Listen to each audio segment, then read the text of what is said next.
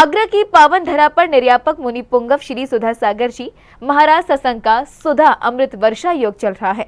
पूरे देश के गुरु भक्तों की आस्था का केंद्र इन दिनों ताज नगरी आगरा बना हुआ है।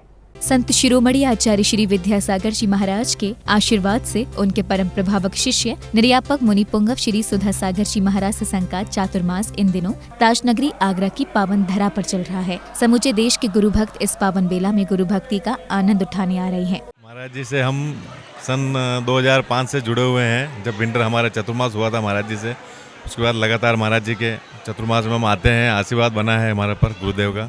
जब जहाँ पे भी चतुर्मास होता है वहाँ बरोबर महाराज जी के दर्शनार्थ आते हैं परिवार के साथ में।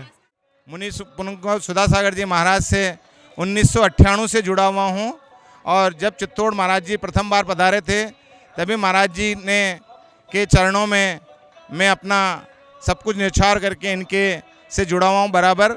आज मुझे करीब 25 साल होने आए हैं गुरुजी के।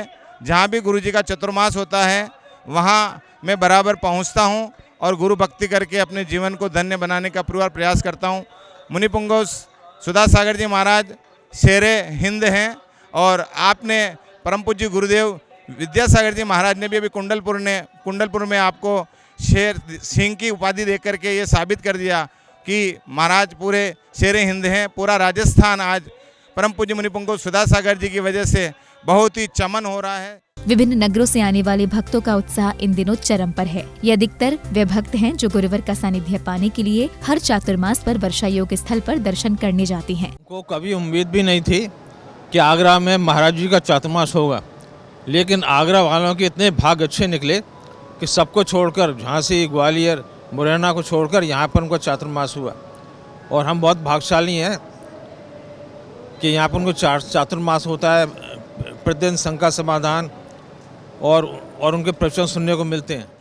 हम लोग बहुत टाइम से महाराज जी के दर्शन करने की सोचे थे, पर हमारे नहीं पता था कि हमारे भाग्य ऐसे उदय होंगे कि महाराज जी हमारे आगरा शहर में ही आ जाएंगे। हम लोग पिछले वर्ष ही हमारा मेरठ से ट्रांसफ़र हुआ है। हम सोचते पता नहीं क्या रीज़न है हमारा आगरा ट्रांसफ़र होने का।